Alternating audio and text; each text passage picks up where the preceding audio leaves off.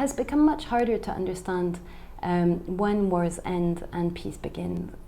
In all this complexity and this fuzziness and lack of linearity, what can external peace intervention do to understand, when and how they can support these very early dialogue processes?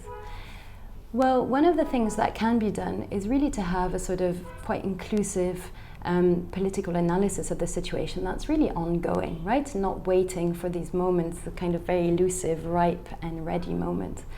That really looks at all the belligerents, tries to understand where they're at, but not just in terms of their reality and the facts, but also their perception of what's going on. So whether those are political, like leadership changes or generational shifts within an armed group, or whether those are more about the military and the battlefield realities, it's not just the facts in themselves, but also how each conflict party understands those realities.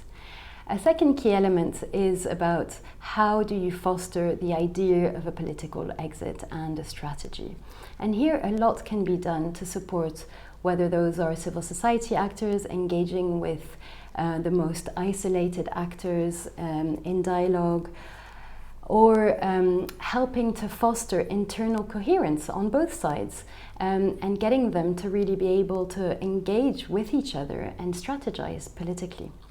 Now, one of the key hindrances for this type of engagement is, of course, proscription regimes. So when armed groups are listed as terrorist organizations, because by vilifying these armed groups, you're effectively taking the option of dialogue off the table.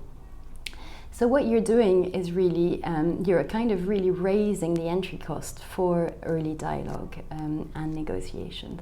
And at the same time, you're emboldening and encouraging the state, the government, to continue in its military strategy, because it has very little incentive to shift tracks and engage in dialogue. So here a lot can be done to sort of try and reduce as well this asymmetry between the government and the armed group, because they're going to be very differently able and ready to engage in these dialogues and negotiations. And here it's not necessarily the same actors who should be engaging with both or at different levels. Sometimes it can be really useful to have a strategic division of labor between different sort of external peace supports.